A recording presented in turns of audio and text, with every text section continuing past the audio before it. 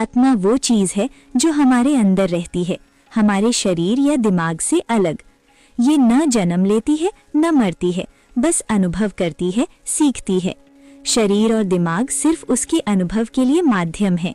उदाहरण के लिए, जैसे आप किसी कार चला रहे हैं, कार का ड्राइवर अंदर बैठा है, शरीर और दिमाग आपकी कार है, आत्मा वो ड्राइवर है। आत्मा के गुण अनंत है, कभी खत्म नहीं होती, अनुभव करने वाली है, खुशी, दुख, प्यार सब महसूस करती है। अदृश्य है, इसे आंखों से नहीं देखा जा सकता, हमेशा हमारे अंदर है, चाहे हम ध्यान कर रहे हों या नहीं। आत्मा के मुख्य प्रकार। आध्यात्मिक लोगों के अनुसार आत्मा मुख्य रूप से 3 प्रकार की होती है। प्राकृतिक आत्मा जन्म से मिलती है, इसमें हमारी जन्मजात इच्छाएं और स्वभाव शामिल होते हैं। उदाहरण, बच्चे की जिज्ञासा, डर या खेल में मजा।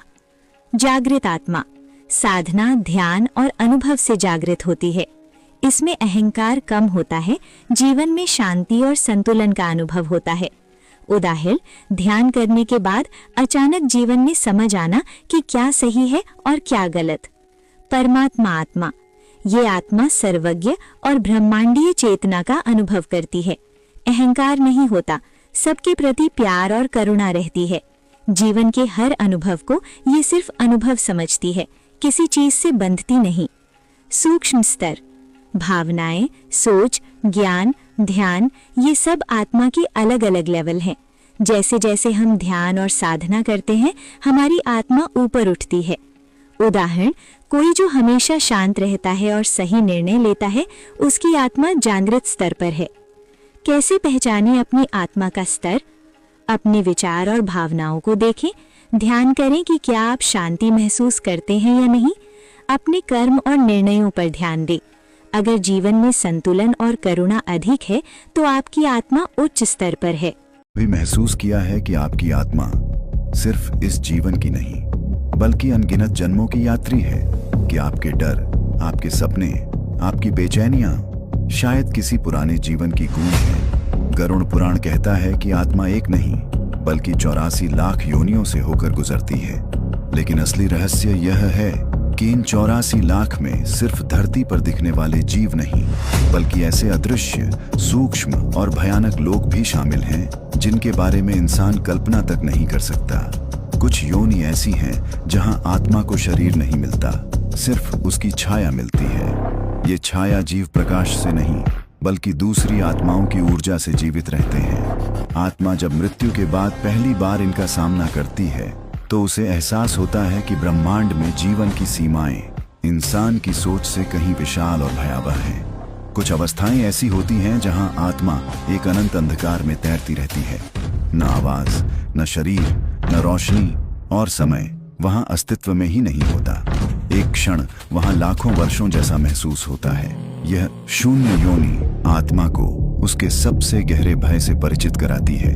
अपने ही अस्तित्व से आत्मा लाखों जन्मों के अनुभवों को साथ लेकर चलती है, लेकिन हर जन्म के बाद उसकी स्मृतियां जला दी जाती हैं। लेकिन सच यह है कि उनमें से 0.01% स्मृतियां कभी मिटती नहीं।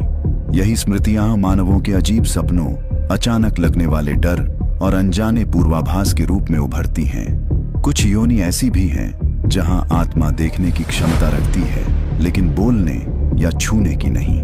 इस अवस्था में आत्माएं वही स्थान चुनती हैं जहां उन्होंने मृत्यु पाई थी, और उनके मौन कंपन को मनुष्य कभी कभी अचानक ठंड, कंपी या भारीपन के रूप में महसूस करता है। लाखों जन्मों के इस चक्र में सबसे कठिन परीक्षा है मानव जन्म। लोग समझते हैं कि मानव शरीर मिलना सौभाग्य है, लेकिन गरुड़ पुराण कहता है कि यह आत्मा की अंतिम परीक्षा है। यहाँ आत्मा पहली बार अपने कर्मों, अपने मार्ग और अपनी मुक्ति को समझने की क्षमता रखती है।